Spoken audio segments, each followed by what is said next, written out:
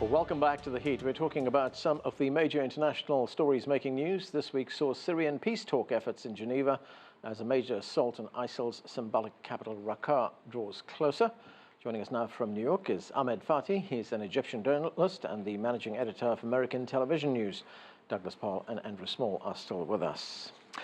Ahmed, let me start with you. Of course, this battle against ISIL continues. As I mentioned, there's been attacks on their symbolic headquarters at Raqqa. The battle for Mosul continues. That's been dominating the news this week. There's been a lot of tragedy there, civilians being killed. And all this happening while these peace talks are taking place in Geneva. Is there any hope that this conflict will come to an end soon? I hope this will come to an end soon, but unfortunately the reality on the ground and the reality in the political track, it says totally the opposite. There are the military operations taking place currently in Mosul, while they are progressing, but we came to a stalemate in western Mosul, which is the last stronghold of ISIL or Daesh.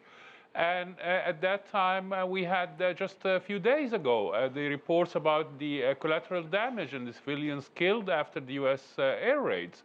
There's still a lot of military work to take place. The UN Secretary General Antonio Guterres was in Iraq, and he went and visited also the region of Kurdistan in northern Iraq.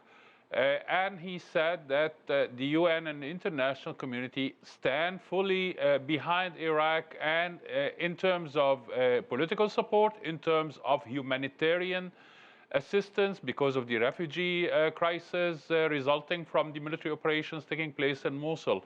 As far as Raqqa is concerned, Raqqa is going to be a bloodbath. This is going to be the last stand for Daesh, the Islamic Caliphate or Islamic State so-called. And it's going to be 10 times worse than what happened in Aleppo. Douglas, there were reports this week that the U.S. war footprint, as it was put in the Middle East, is growing. There's no end in sight. The Pentagon also being accused of carrying out attacks in which civilians were killed.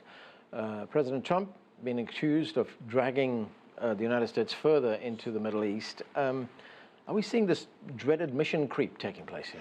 Well, I'm sure the administration would say no, that they're trying to keep their campaign promises that they would finally and completely manage the ISIS problem out of existence. And so they're applying military force because that's the only tool available right now. Whether they're laying the groundwork for ISIS to go underground from Raqqa and then come up elsewhere through executive orders against Arabs or Muslims coming into the U.S. is an interesting question that you don't hear talked about in the administration, but certainly a lot of critics are throwing at it. But I think the military men with a lot of Middle East experience dominate the foreign policy apparatus under Donald Trump.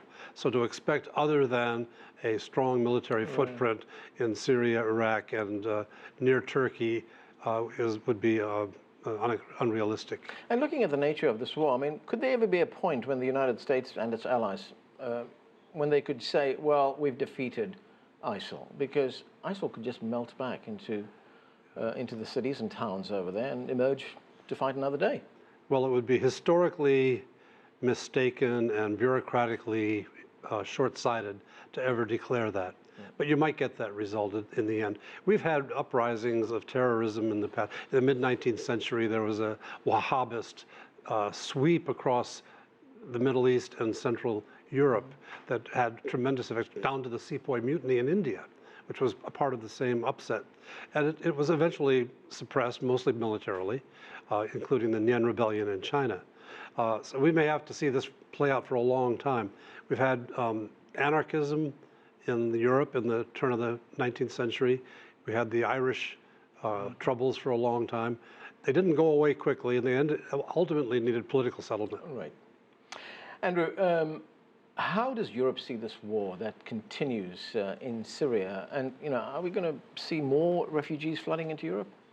I mean, there's two different elements to that. One is the terrorism piece, and one is the refugees piece. Right. The refugees piece has been driven, actually, in some respects, more by other actors, not necessarily by ISIS so much. It's been other dimensions of the civil war in Syria, and for that, the concern is undoubtedly still to have some sort of a viable peace process put together. The ISIS question has been the most closely related to terrorism issues in Europe, though, in the last period of time, and it does make a difference. Whether these groups have some degree of an operational base, whether they're able to devote their energies solely towards picking some of these European targets, or whether they're having to navigate a more constrained military environment. We saw that, of course, with Al-Qaeda before. Now, as you noted in your questions, the likelihood is that some of these people will relocate to other locations. It's already taken place. The number of fighters in Raqqa is actually substantially smaller. There are substantial focus on Libya for the Europeans as well at the moment. So this isn't going to solve the problem, but they will pay attention to the prestige factor of what happens if the two primary redoubts for ISIS in the region are hit, and there will be some operational issues for the fact that the group in its previous heartland is now on the run.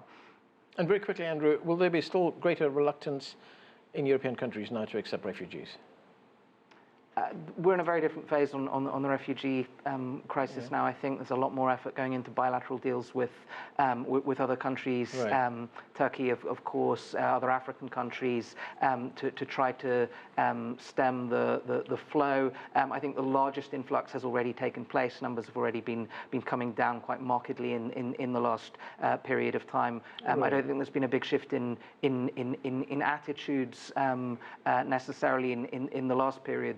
The real upsurge was a little while ago now, and okay. It's not hardening, but it's certainly not getting better. Okay, let's get back to Ahmed Fathi in New York. And Ahmed, the Egyptian president will be in town here in Washington for meetings with President Trump. What can we expect out of that? President Sisi of Egypt comes with high expectations and a payback to the openings or the favors he did to Trump when he was still president-elect.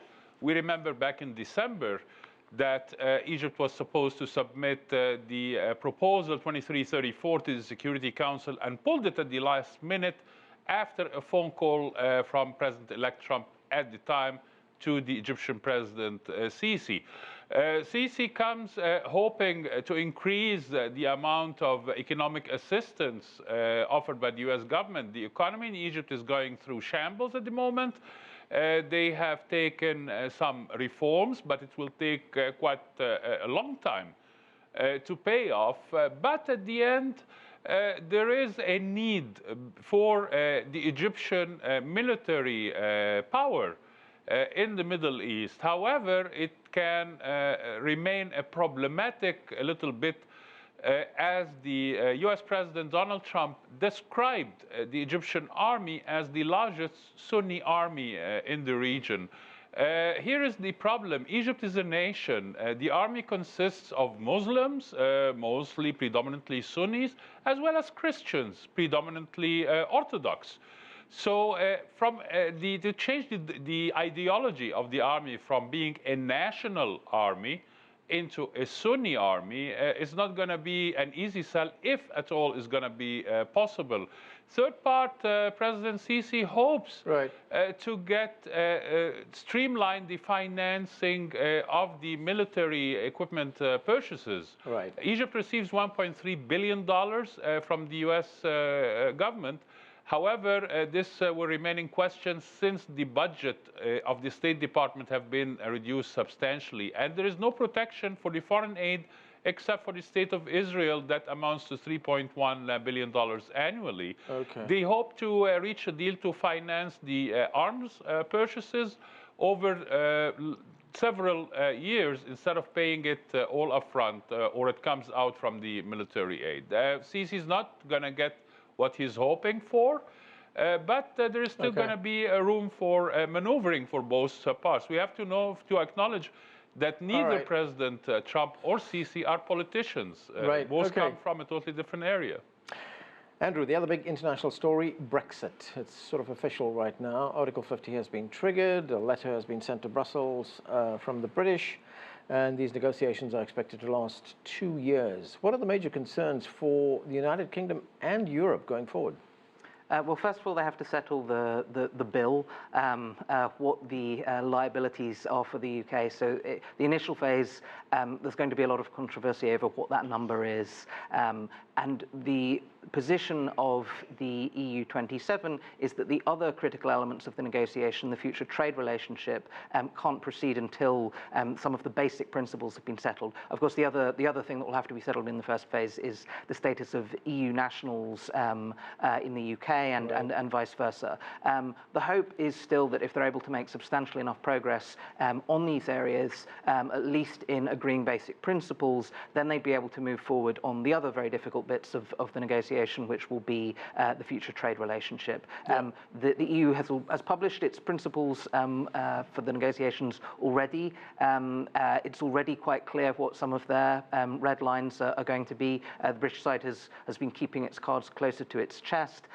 They would like, for instance, to be able to conduct parallel negotiations. They would also like to be able to, in the end, conduct sector-by-sector negotiations. The EU is so far saying they'll have none of that. Okay, Douglas, what did the US make of Brexit? I mean, are there economic and security concerns here, given all that uncertainty? Well, it depends on who you talk to. If you're talking to the people who surround President Trump and his new coalition, they're very a portion of them are very enthusiastic about Brexit. Yeah. We had discussion of naming an ambassador to the EU, whose goal was to break up the EU. That seems to be not on the tracks anymore. But there are very strong views that Brexit represents pretty much what Trump wants to do to the world with the United States. And yet we've got responsible people in the Trump administration fighting with the others over turf and over policy. And I think it's going to play itself out in a pretty costly fashion over the year ahead.